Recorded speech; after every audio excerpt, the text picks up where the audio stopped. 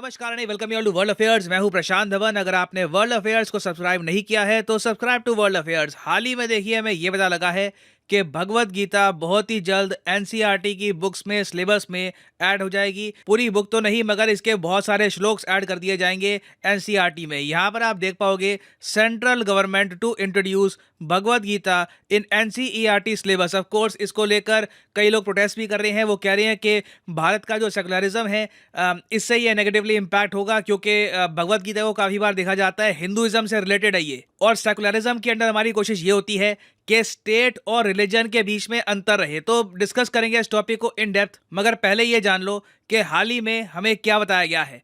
Central government ने ये inform किया है लोकसभा में कि एनसीईआरटी टेक्स्ट बुक्स जो है क्लास 6 और 7 की, यहाँ पर आपको धीरे धीरे नॉलेज मिलेगी वेदास की। जो वेद है हिंदू रिलीजन में, उनकी बहुत सारी बातें यहाँ पर ऐड करी जाएगी। उसके अलावा जो 11वीं और 12वीं की टेक्स्ट बुक्स होगी एनसीईआरटी की, वहाँ पर हम देखेंगे कि Sanskrit shlokas with proper translation ये ऐड किए जाएंगे, और ये होंगे डायरेक्टली फ्रॉम श्रीमद् भगवद गीता। और ऐसा नहीं है कि ये सडनली किया जा रहा है।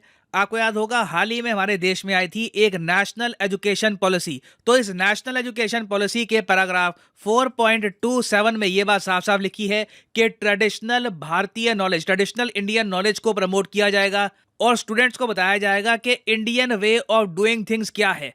इसके लिए ऑलरेडी हम देख चुके हैं कि मिनिस्ट्री ऑफ एजुकेशन में एक अलग से डिवीजन ऐड हो चुका है जिसका नाम है इंडियन नॉलेज सिस्टम्स IKS। इसके अंडर कोशिश ये है कि जो चीज़ें भारतीय कल्चर का पार्ट है उसको हम एजुकेशन सिस्टम में और प्रमोट करें, क्योंकि एज इंडियंस उससे हम ज़्यादा रिलेट कर पाएंगे, उस बात को हम ज़रा आसानी से समझ पाएंगे। और हाँ, यहाँ पर मैं ऐड कर दूं कि ऐसा नहीं है कि बस यही चेंज होगा। पार्लियामेंट्री पैनल ने एनसीईआरटी को यह भी कहा है कि नॉर्थ ईस्ट इंडिया एक ऐसा पार्ट है जिसको काफ़ी बार हमारी टेक्स्ट बुक्स में प्रॉपर कवरेज मिलती नहीं है।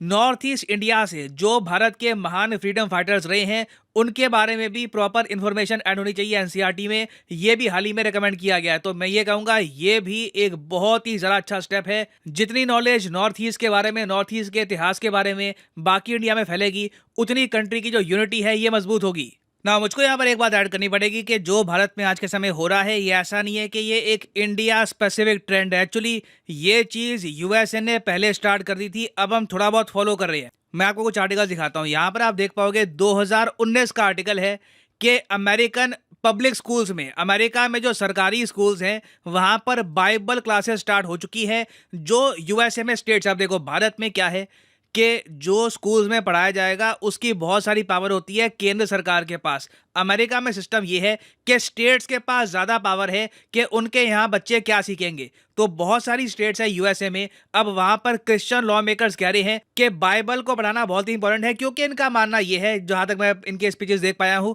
ये लोग मानते हैं कि बाइबल पढ़ाने से, रिलीजन के बारे में नॉलेज देने से बच्चे मेंटली भी ज़रा स्ट्रांग रहेंगे। जो आज के समय आप कह लीजिए अमेरिका में हम देख रहे हैं मेंटल इलनेसेस राइज कर रही है, इसमें भी कमी देखने को मिलेगी। और 2019 से लेकर अब 2022 में आप देखोगे बहुत सारी स्टेट्स है यूएसए में जहां पर बाइबल लिटरेसी को प्रमोट किया जा रहा है। अब देखो हमारे यहाँ ना, हम लोग ये नहीं कह रहे कि पूरी श्रीमद् भगवद गीता पढ़ो, कुछ आप कह लीजिए श्लोक ऐड किए जाएंगे 10वीं 11वीं और 12वीं क्लास की बुक्स में, मगर यूएसए में प्रॉपरली ये लोग बाइबल पढ़ाते हैं। और रीजन इसका ये लोग ये देते हैं एजुकेशन पॉइंट ऑफ व्यू से कि आप अगर इंग्लिश हिस्ट्री पढ़ोगे, इंग्लिश लैंग्वेज के बारे में पढ़ोगे, तो वहां पर बाइबल के इतने सारे रेफरेंसेस आपको मिलेंगे कि बाइबल के बारे में पढ़ाई लिखाई होना काफी इंपॉर्टेंट है, तभी आप वेस्टर्न कल्चर को प्रॉपरली समझ पाओगे। और 2019 के आसपास तो उस वक्त के जो यूएस प्रेसिडेंट थे डोनाल्ड ट्रंप, इन्होंने भी इस सब को सपोर्ट किया। यहाँ पे आप देख पाओगे ट्रम्प की ट्वीट है 2019 की कि numerous states introducing Bible literacy classes giving students the option of studying the Bible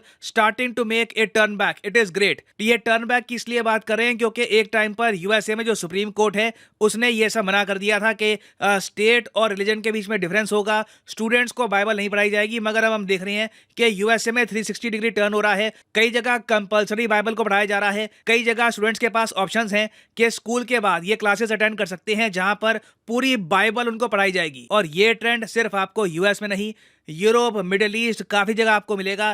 for example Israel में मैं आपको बता दूं, जो हिब्रू बाइबल है इसको बहुत ज़रा पढ़ाया जाता है। Israeli schools teach 3 times more Bible as Europe schools. Europe में भी मैं आपको बता दूं जर्मनी, फ्रांस को छोड़कर बहुत सारे देश आपको मिलेंगे जहां पर स्कूल्स में बाइबल पढ़ाई जाती है। इवन रशिया में भी हमने रिसेंटली देखा है कि क्रिश्चियनिटी को अब ये ज्यादा पढ़ा रहे हैं स्कूल टेक्स्ट बुक्स के जरिए। तो ये ट्रेंड दुनिया भर में चल रहा है। आई मीन ऑफ कोर्स कुछ एक्सेप्शंस हैं। फॉर एग्जांपल चाइना में ये लोग रिलीजन को स्कूल से काफी दूर रखते हैं क्योंकि कम्युनिस्ट फिलॉसफी कुछ और है। मगर बाकी जगह आप देखो, चाहे वेस्टर्न कंट्रीज हो, कई ईस्ट एशियन कंट्रीज हो, वहां पर रिलीजियस स्टडीज को ऐड किया जा रहा है स्कूल एजुकेशन में। और सिंस हम इस टॉपिक पर बात कर ही रहे हैं तो मैं आपको एक बहुत ही यूनिक एक किस्से के बारे में बताता हूं जो यूएस आर्मी के साथ हुआ था 2009 में। देखो, बाइबल का इम्पैक्ट ना आपको ना सिर्फ अमेरिकन स्कूल्स, अमेरिकन मिलिट्री में भी आपको दिखेगा। अमेरिकन मिलिट्री की खुद की इनकी बाइबल्स होती है, बहुत सारे रिलीजियस प्रोग्राम्स होते हैं और ज्यादातर आप देखोगे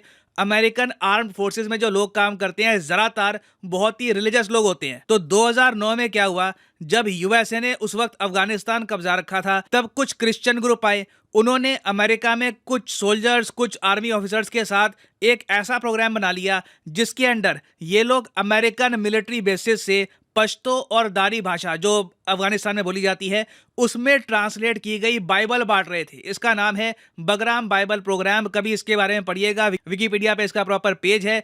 जब इसके बारे में डिटेल सामने आई कि यूएसए तो अफगानिस्तान का धर्म परिवर्तन करने की कोशिश कर रहा है मिलिट्री बेसिस के थ्रू, तो उसके बाद जो इस्लामिक कंट्रीज हैं वहां पर हाहाकार मच गया। कई इस्लामिक कंट्रीज ने प्रोटेस्ट किया। पाकिस्तान, कतर, सऊदी अरेबिया सभी बोल पड़े कि देखिए ये बहुत गलत काम हो रहा है, ये हम एक्सेप्ट नहीं करेंगे। और अल जजीरा ने इस पर इतनी रिपोर्ट्स पब्लिश करी, यूएस गवर्नमेंट पर इतना प्रेशर आया कि अंत में ना अमेरिका को वो बहुत सारी बाइबल्स जलानी पड़ी जो उन्होंने ट्रांसलेट की थी पश्तो और दारी में अफगानिस्तान के लोगों के लिए। और जो जो सोल्जर्स इस प्रोग्राम में इन्वॉल्व थे सबकी नौकरी भी चली गई। तो ये मैंने आपको बस एग्जाम्पल दिया अफगानिस्तान का, सिंस अफगानिस्तान इंडिया के काफी करीब है। मगर आप यूएस मिलिट्री में भी देखोगे तो रिलीजन की ठीक ठाक इन्वॉल्वमेंट है। और भारत में भी ये बात अब डिस्कस हो रही है कि जो हमारी आर्म्ड फोर्सेस हैं इनके लिए हम भगवत गीता और कौटिल्य मतलब के आचार्य चाणक्य की जो किताब थी अर्थशास्त्र, उससे रिलेटेड चैप्टर्स हम ऐड क्यों नहीं करते इनके सिलेबस में। आपको पता होगा जो आर्म फोर्सेस के हमारे ऑफिसर्स हैं इनकी भी पढ़ाई होती है फ्रॉम टाइम टू टाइम। हमारे देश में एक बहुत ही बड़ा कॉलेज ऑफ डिफेंस मैनेजमेंट भी है। यहाँ पर दुनिया भर से बाकी जो कंट्रीज हैं उनके भी बहुत सारे मिलिट्री पर्सनल आते हैं पढ़ने के लिए। तो यहाँ पर हाल ही में रिसर्च भी हुई कि अगर हम भगवत गीता और अर्थशास्त्र के बारे में हमारे मिलिट्री ऑफिसर्स को बताते हैं, उसकी नॉलेज देते हैं, तो शायद हमको भी इससे काफी फायदा होगा। और इनकी रिसर्च में उन्होंने ये कहा कि भगवत गीता इन पर्टिकुलर एक खजाना है विजडम का। और अपने आप में इससे एक इंसाइट भी मिलती है कि एक आइडियल सोल्जर कैसा होना चाहिए जो सिंपली अपना धर्म निभाए और साथ ही साथ मोरालिटी को भी बरकरार रखे। तो अभी देखिए इंडियन मिलिट्री में भगवत गीता इंट्रोड्यूस हुई नहीं है, मगर डेफिनेटली काफी सारे इस पर रिकमेंडेशंस आई है, बातचीत हो रही है। कोई बड़ी बात नहीं है कि इन द फ्यूचर आपको इंडियन मिलिट्री के कॉलेजेस में भी भगवत गीता से रिलेटेड चैप्टर्स मिले। और भगवत गीता के इन्फ्लुएंस की अगर हम बात करें तो दुनिया भर में बहुत सी फेमस पर्सनालिटीज हैं जिन्होंने भगवत गीता पढ़ी और उन लोगों ने खुद एडमिट किया है कि भगवत गीता उनके लिए गाइडिंग फोर्स दिया। For example Shri Aurobindo, Swami Vivekananda, Mahatma Gandhi, India की महान पर्सनालिटीज ने ओपनली कहा है कि भगवत गीता उनके लिए बहुत ही बड़ा सोर्स रहा है इंस्पिरेशन का। उसके अलावा कई फेमस राइटर्स हैं लिटरेचर के वर्ल्ड से, आप देख लो ऑल्डस हक्सली, इन्होंने किताब लिखी है ब्रेव न्यू वर्ल्ड जिस पर पता नहीं कितनी मूवीज बन चुकी है, कितने प्लेस बन चुके हैं। उसके अलावा फेमस फिलोसोफर जैसे कि डेविड हेनरी, रॉबर्ट ओपनहाइमर जिन पर मूवी भी आ रही है, इन्होंने एटम बम की इन्वेंशन करी थी प्रोजेक्ट मैनहट्टन के अंडर। और ये काफी बार गिल्टी फील करते थे कि मैं किस पे काम कर रहा हूँ, क्या बना रहा हूँ। मगर कहीं ना कहीं इन्होंने ये कहा, भगवत गीता ने इनको धर्म के बारे में बताया कि वर्ल्ड वॉर चल रही थी, मैं अपने देश के लिए काम कर रहा था। और ओपनहाइमर आप देखोगे इन्होंने बहुत से लेख लिखे हैं भगवत गीता के बारे में। तो डेफिनेटली भगवत गीता को कोई भी स्टडी करेगा उसका फायदा उस व्यक्ति को मिलेगा। मगर एक लार्जर क्वेश्चन यहाँ पर यही आता है कि क्या हम इससे हमारे देश के जो सेकुलर क्रेडेंशियल्स हैं इनको फॉलो कर रहे हैं? क्योंकि सेकुलरिज्म जो है हमारे संविधान में जो बात लिखी हुई है उसका मतलब साफ साफ यही है कि स्टेट और रिलीजन में ना अंतर होगा। और वैसे यहाँ पे आप आर्ग्यू कर सकते हो कि वेस्टर्न सेकुलरिज्म में ये कॉन्सेप्ट ज्यादा होता है कि स्टेट और रिलीजन में अंतर होगा। इंडियन सेकुलरिज्म में हम ये कहते हैं कि सारे रिलीजन एक है। तो उस कंटेक्स्ट में आप देखो ना, तो इंडिया में इस मूव को लेकर और सवाल भी उठेंगे कि अगर हम भगवत गीता के श्लोक ऐड कर रहे हैं तो सिंस सारे रिलीजन एक हैं अकॉर्डिंग टू इंडियन सेकुलरिज्म, तो कई और भी रिलीजियस बुक्स हैं, कुरान है, बाइबल है, उनमें भी बहुत ही अच्छी अच्छी बातें लिखी हुई हैं। हर रिलीजन में आप देखोगे आपको बहुत सारी पॉजिटिविटी मिलेगी, तो उनके पार्ट्स भी हम क्यों नहीं ऐड करते एजुकेशन में? तो देखिए यहाँ पर मैं आपसे पूछना चाहूँगा कि क्या आप इस मूव को सपोर्ट करते हैं, क्या आप मानते हैं कि भगवत गीता को एजुकेशन सिस्टम में उसके अलावा और जगह भी हमें इंक्लूड करना चाहिए, या आप मानते हैं कि अगर भगवत गीता को हम ऐड कर रहे हैं तो बाकी रिलीजन है उनके भी हमें पार्ट्स ऐड करने चाहिए, या फिर आपका मानना यह है कि बिल्कुल रिलीजन को दूर रखो स्टेट पॉलिसी स्टेट एजुकेशन से। लिखेगा इसके बारे में कमेंट सेक्शन में। मैं जानना चाहूँगा कि कौन सी ऑप्शन ए, बी, सी, कौन सी ऑप्शन को ज़्यादा लोग प्रेफर करते हैं।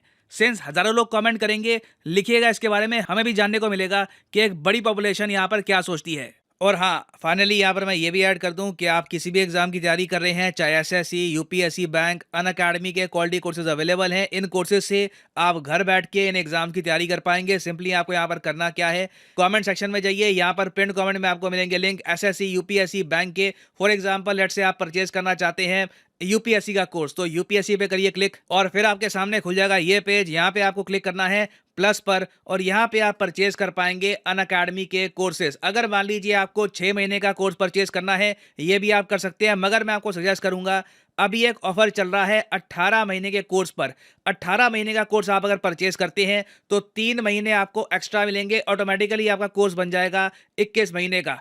तो ये कोर्स आप कर सकते हैं परचेज, मगर जो प्राइसेस यहाँ पर लिखे हैं ये पे करने की जरूरत नहीं है। सिंपली यहाँ पर कोड डालिए PD10 और अपने आप देखोगे प्राइसेस गिरना शुरू हो जाएंगे। The prices will start falling, so use the code PD10 and save money. So इसी नोट के साथ ये वीडियो का thank you for listening and as always God bless you all.